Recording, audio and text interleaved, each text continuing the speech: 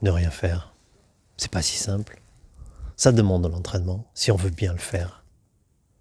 Souvent, on peut arriver à rien faire, mais pas vraiment bien. Mais vraiment, s'appliquer à ne rien faire. Exceller dans l'art de ne rien faire. Ça semble antinomique. Et pourtant, j'en suis vraiment persuadé.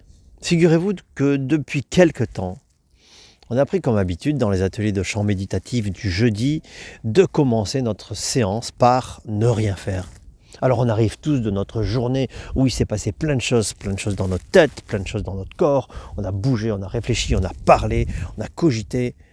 Et là, d'un seul coup, on se pose tranquillement sur une chaise et on ne fait plus rien.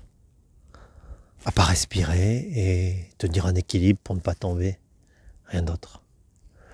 Et ce qui se passe à ce moment-là est juste incroyable. Il y avait plein de choses qu'on n'avait pas ressenties dans la journée parce qu'on était tellement occupés, corps et esprit. Et là, en fait, d'arrêter tout ça, d'arrêter toute cette agitation psycho, corpo, eh bien, en fait, tout change. On se met à ressentir des choses dans notre corps. On se met à sentir notre cœur battre, à ressentir parfois des tensions qu'on n'avait pas remarquées, se dire « Ah bah tiens, finalement, j'ai les épaules un peu tendues. » On ressent de la chaleur. Et ça, c'est quelque chose d'assez incroyable. Et lorsque je vous disais en introduction que, en fait, ne rien faire vraiment, ça s'apprend, j'en suis persuadé.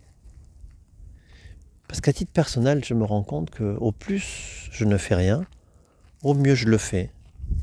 C'est intéressant qu'on fera ça. Allez, je vous laisse méditer et puis je vous dis à bientôt.